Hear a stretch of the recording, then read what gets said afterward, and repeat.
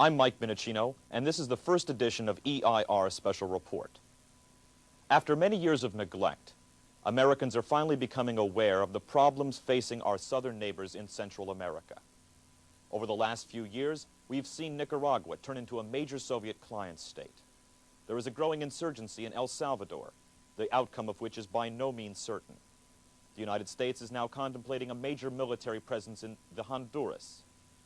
With this program, we will focus on a country about which most of you know very little, Guatemala, perhaps the most important country of Central America, and a republic which the United States, right now, is throwing to the wolves.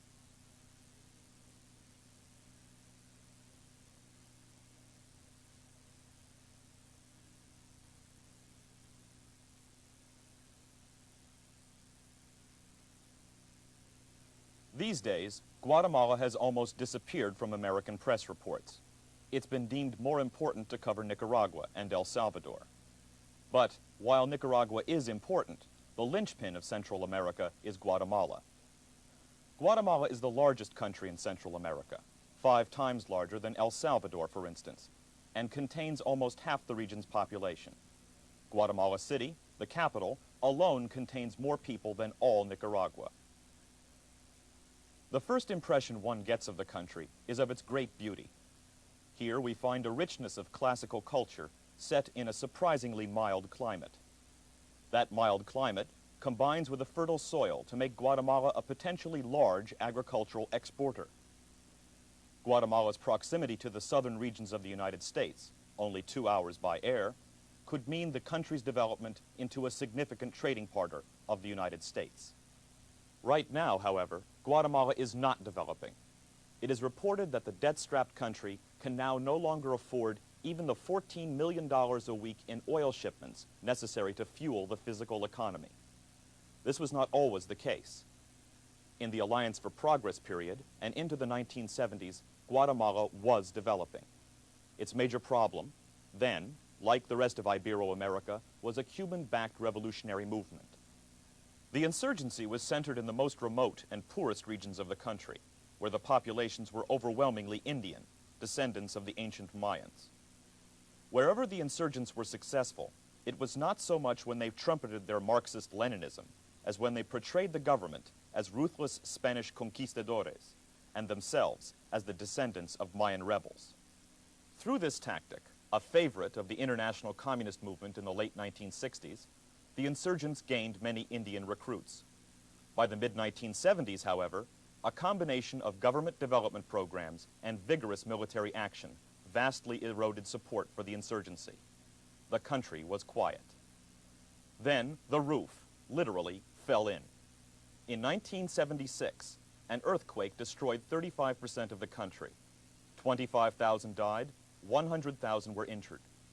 The economy was shattered overnight. Reconstruction began, amid the hope that the second half of the decade would be as promising as the first half had been. Colonel Hector Rosales Savarilla of the Guatemalan Air Force was spokesman for the Guatemalan Armed Forces at the time of this interview. He was asked what happened to the terrorists after their insurgency collapsed in the 1970s. In the 70s, we could see a boom in production, in economic activity. To tell you something, construction accounted for 20% of the economy those days in Guatemala. We were growing at a rate of 7.5% a year, better than probably better than any country in the world. But what they were doing during those days were trying to get organization underground and trying to prepare the people of areas in which they have not operated before, should the situation permit them later to operate. Okay, that permission was when the Carter administration in 1977 cut all ties and aid to Guatemala, claiming on human rights violations. Peoples more numerous and more politically aware are craving and now demanding their place in the sun, not just for the benefit of their own physical condition, but for basic human rights. According to high-level sources in Central America, the Carter administration officially asked the Guatemalans for a complete list of all the material they would need to combat the insurgency. This was the list which the Carter administration published as the Human Rights Embargo List. The Guatemalans admit a human rights problem, but cannot understand how Carter's devastating embargo was supposed to help them solve it. Is there a human rights problem? Was there a human rights problem in Guatemala? There has been, and let me make some sort of a question to you. What would happen in the United States if tomorrow, all of a sudden, this country is isolated from the rest of the world? You have no supporters politically around the world. Your police force get completely out of equipment because the country all of a sudden do not export, and you don't have the means to build or to buy police patrol, radio equipment. Your military forces get to the minimum of equipment, and then the crime rate goes beyond control. So after that, anybody can be blamed for the events that take place in a situation like that. Well, the one who is going to get the final result of the promotion is that one who has the means to make a good promotion. They have been able to mount a good campaign because they have the means. They have support from an entire bloc, while we have support from nobody else but our own people. Lyndon H. LaRouche is the founder and a contributing editor of Executive Intelligence Review magazine. He is a well-known figure in Ibero-America. He ran against Jimmy Carter in the 1980 primaries. Why did Carter make those decisions? Why did he jettison Guatemala? Well, first of all, the people who brought Carter in are more important than Carter. Carter's personality was probably deemed by them suitable for the policies or policy changes they wanted to make. But there are people who believe, as Kissinger has said repeatedly in a recent period, that the United States should accept a contraction of its strategic commitments and influence to about 25% of the level of the post-war period in general. Kissinger, who is a part of the apparatus behind Carter, has proposed that we decouple from Europe significantly and is working energetically to pull the United States out of the so-called Asian Rim, Japan, Southeast Asia, India, and so forth, and to pull back to Australia, abandoning the Philippines. This is the tendency. So these fellows decided that we should accept a world in which the Soviet Empire would have greater influence and wait for it to collapse of internal pressures at some future date, and that we should pull in our horns. The United States' withdrawal of influence under the Carter administration meant a massive revival of terrorism in Guatemala. The insurgents were able again to begin a bombing campaign in the cities against civilian as well as police and government targets. Without spare parts, the Guatemalans had to ground their helicopters and airplanes, the only vehicles capable of quickly reaching remote areas in the difficult terrain of Guatemala's northern regions. Left isolated, some villages joined the guerrillas, rather than be massacred as other villages had when they refused to support the insurgency. In response, the government armed the peasants and formed a civil guard. However, given the government's minuscule resources, the civil guard could only be given informal training and ancient, sometimes handmade weapons. In this village, guerrillas dressed as soldiers entered town and ordered the civil guard unit to stand in formation. They then murdered the entire unit. Colonel Ramon Quintero has been involved in counter-terror operations in Guatemala for over 25 years. After they've withdrawn, the organizations of the terrorists' external front begin to imply that the Guatemalan army has massacred the population. We cannot massacre our friends. Those who've died are friends of ours. They are collaborators of the army. They are pro-government. Nonetheless, on the external front, the propaganda goes on, not only in the United States, but in Germany, England, France, and Italy. There are many people who discredit us and misinform the world about the war that is going on in Guatemala. Can I make an interruption? Are you willing to name those people who represent the external front of the guerrillas? Can you name them? Those organizations?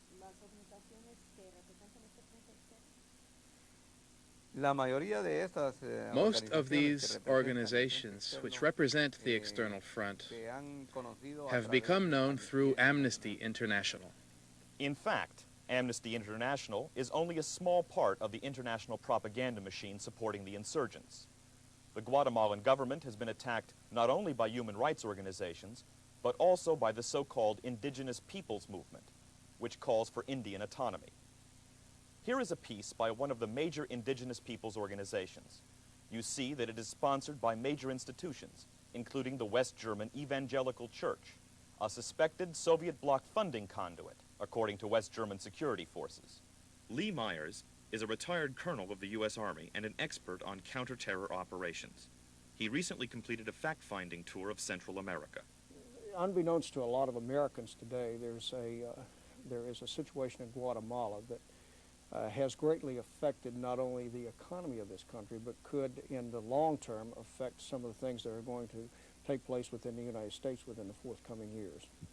And the Guatemalan today he's dealing with a terrorist organization which is dealing not only in the activities that terrorists deal in, but they are dealing with a drug trafficking problem which is just so astronomical, it's unbelievable. The revival of terrorism, now supported internationally, coincided with the almost overnight growth of a narcotics industry in Guatemala. The factors that make Guatemala a potentially great agricultural producer, rich soil, good climate, and a proximity to the United States, also make it an ideal spot for drug growing and smuggling. The drugs are grown in the central interior of Guatemala. And the guerrillas basically are supported from outside countries. And to be very obnoxious about this, we'll just name a few of them. East Germany, Cuba, and some of the other countries that have been supported by some of the red factions, you know.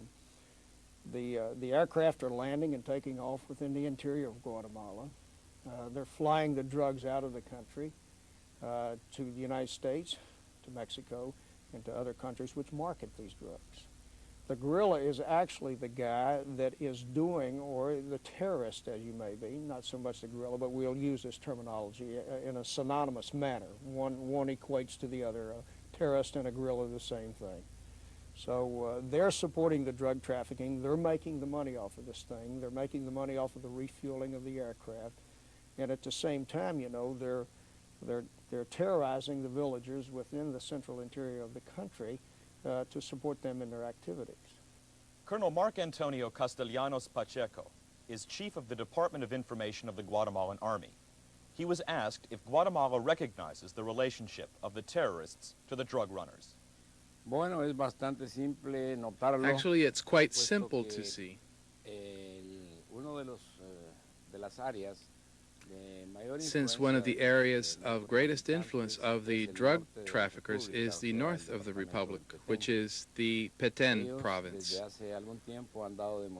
For some time now, they have shown their existence, committing terrorist acts against the population and even against the army, but to a larger extent against the population,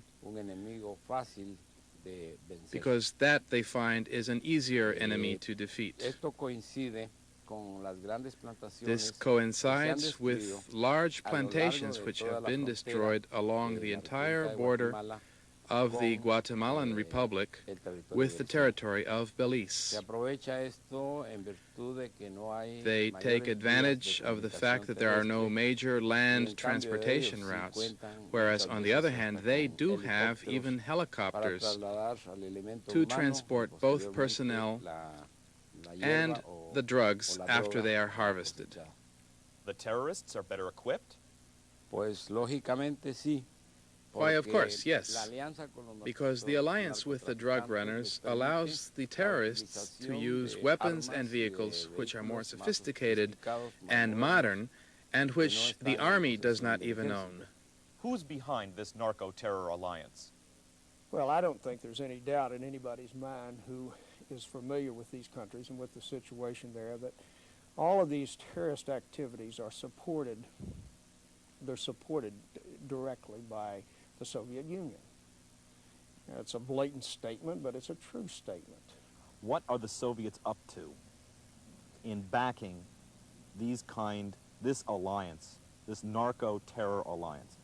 Well, in the approximately 1967, consolidated over the period from 1967 to 69, as the Yuri Andropov became head of the Soviet KGB, there was an agreement which was pushed through the Warsaw Pact nations, under which the Soviet services and their partners decided to play a strategic game in pushing drug traffic and terrorism against the Atlantic Alliance countries and their trading partners.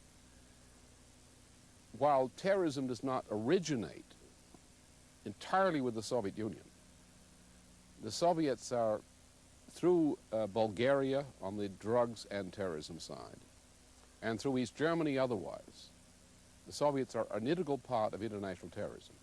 And the role of Robert Vesko, his relationship to Castro, the Bulgarian connection to the drug traffic and gun traffic in the Caribbean, it's integral and flows from that policy decision which the Soviets made back now 17, 18 years ago. So that one should look at it simplistically, but otherwise this is a Soviet policy for undermining both the United States and Western Europe, the Allied nations, and undermining and creating, transforming into areas of chaos, countries which are not military allies of the United States against the Soviet Union, but which are nonetheless trading partners and friends of the United States, and creating great problems for us in our so-called South American, Central American backyard. Jeff Steinberg, the counterintelligence editor of EIR magazine, was asked for details on this Soviet connection. Well, start with what's been recently publicized in the press as the Bulgarian connection.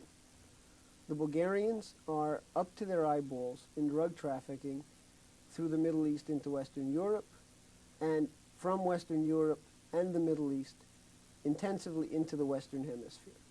April of 1984, there was an arrest made in Miami, Florida, of a West German national named Peter Mulak, who was involved in smuggling enormous amounts of weapons into Latin America, some going directly to the Sandinista government in Nicaragua, others, curiously enough, going to the government of Chile, of Pinochet.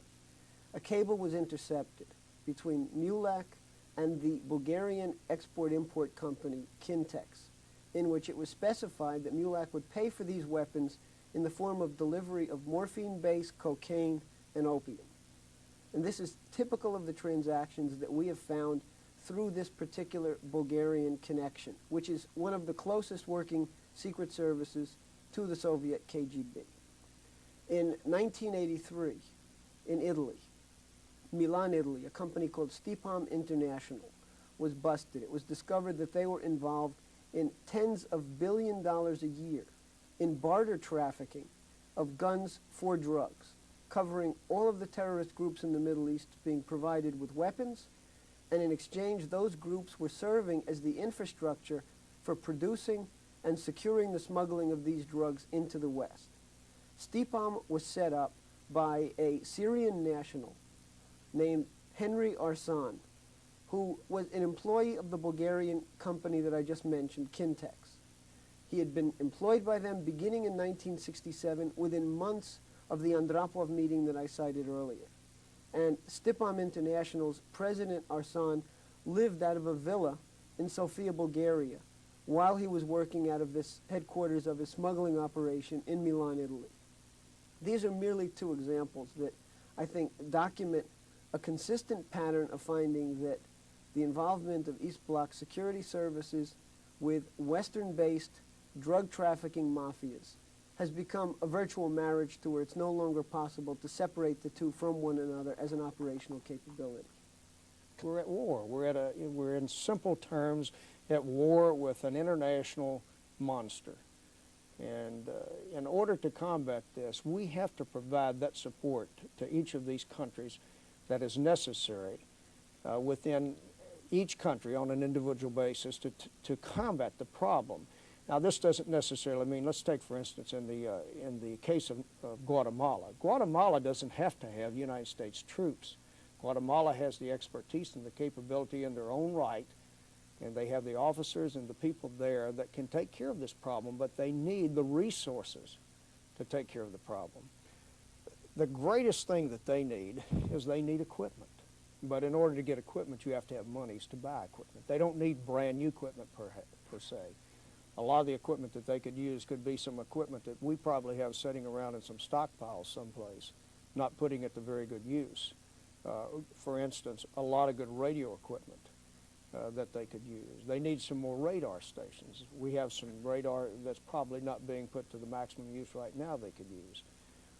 The expertise they have, but they do need some training in certain areas. It would be to their advantage to have some updated counter-terrorist training, which would help them. Some updated training in the revitalization of their intelligence organizations and the collection effort within their intelligence organizations.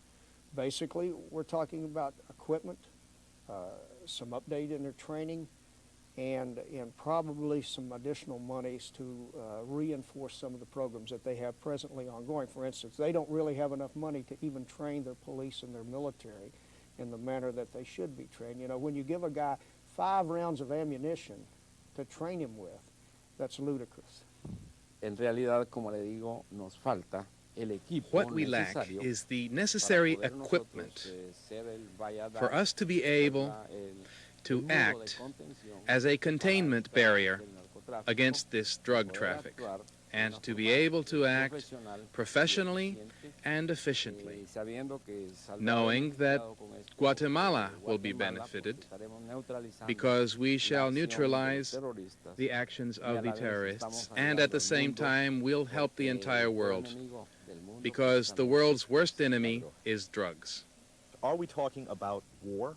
Yes, well, international, even if you don't name the Soviet Union or Bulgaria or Cuba as being, in part, the most significant authors of this narco-terrorism problem, that narco-terrorism, and you can't separate terrorism from the narcotics traffic, they're so integral it's inseparable.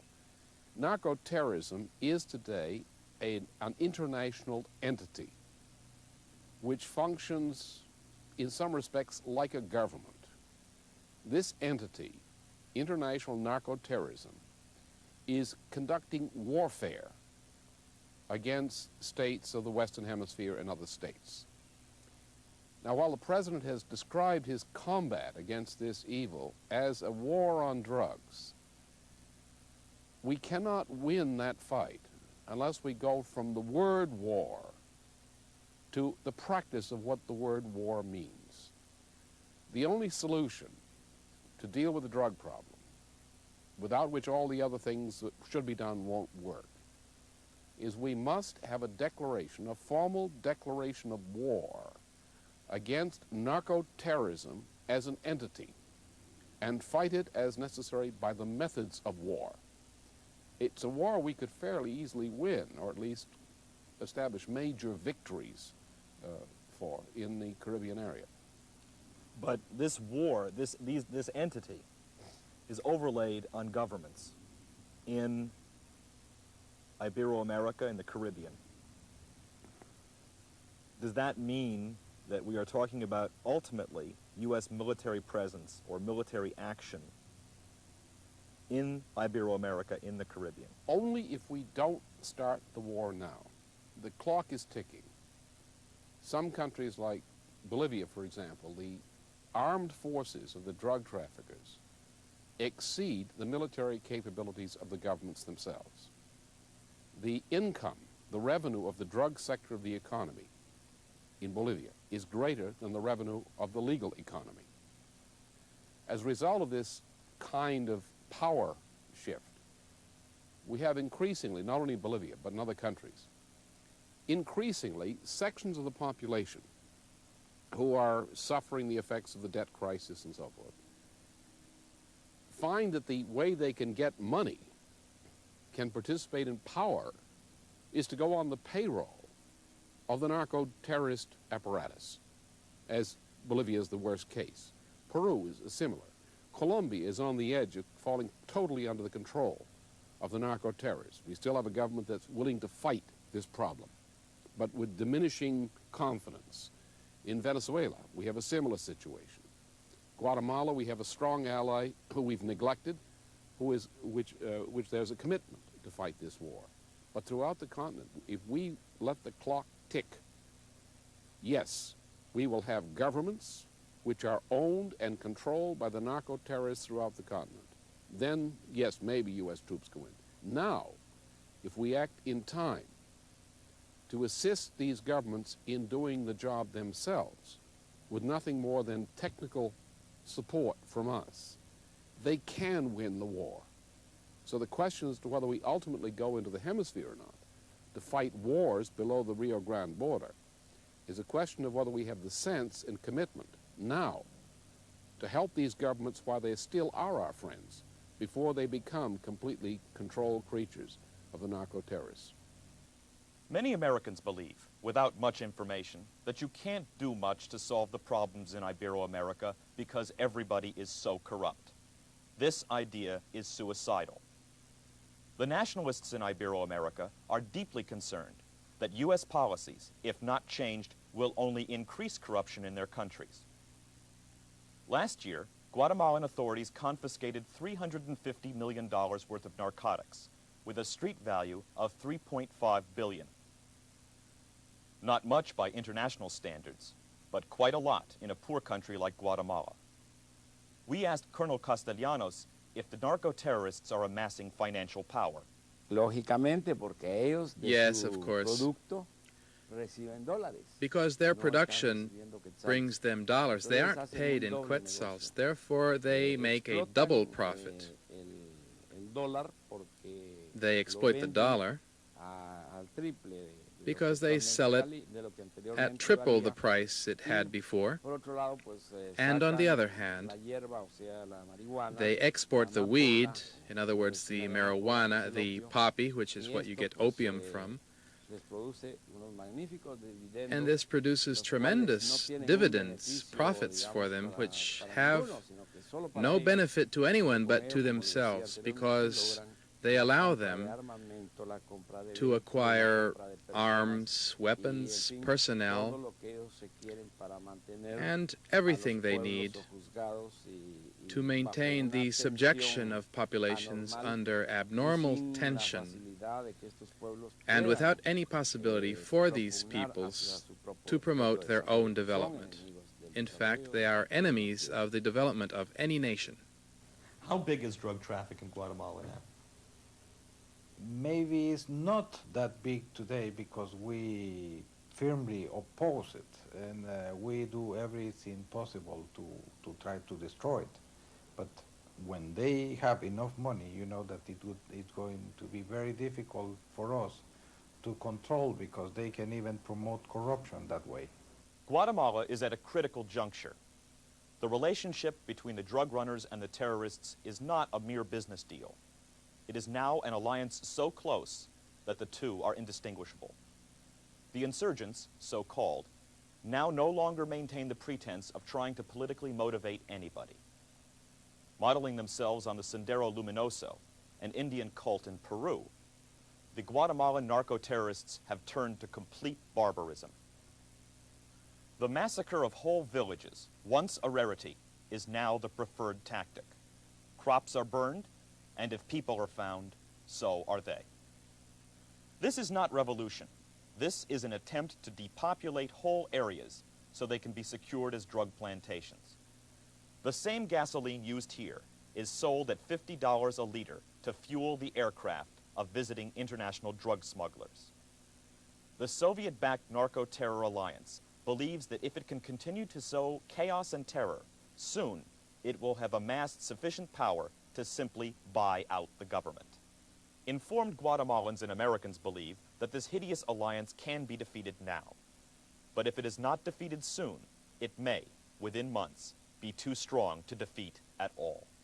They believe that they can, if given a certain amount of assistance by the United States and its allies, can win the war against narco-terrorism in Guatemala. What would the effect of that kind of victory have on the overall process that we've been talking about? Well, the problem throughout the countries where forces have been willing to fight the war on drugs is that the United States has used the war, but our performance as a nation doesn't match the words. If we assisted one country, such as Guatemala, to wipe out the major part of the drug trafficking apparatus, that is the parts we could hit with military means, which would be the major part, and thus destroy the logistics of the terrorists, we would set a precedent where these countries and their governments would for the first time begin to believe that our deeds will match our words. If I would ask any American which target is more important for a bloc like the Soviet one, Guatemala or the United States, Salvador or Canada? Well, the answer is obvious. So obvious is also that they are making a tremendous effort not to conquer Guatemala as is and for itself, and they are going to be satisfied with that. And after that, nothing is going to happen. We have to bear in mind that Guatemala is neighbor to Mexico, and Mexico is neighbor to the United States. So whatever happened there, in any way or the other, is going to affect the others. Also, drugs produce dollars. Who pays those dollars? The people of the United States. So they don't want to grow drugs in Central America to be sold there, to be paid with local currencies. They could even buy anything imported with those currencies. So if they grow them, it's because they are paid with dollars. To be paid with dollars has to be sold in the United States and consumed by the public of the United States. So it's going to affect directly the American people. So I think we are fighting somebody else's war. What if in the other hand we get tired of that and we say, okay, come in, take it over. We'll join you. Analyze the situation from that angle and you see you have a tremendous problem. You don't have it because we are stubborn now. But how much longer are we going to be?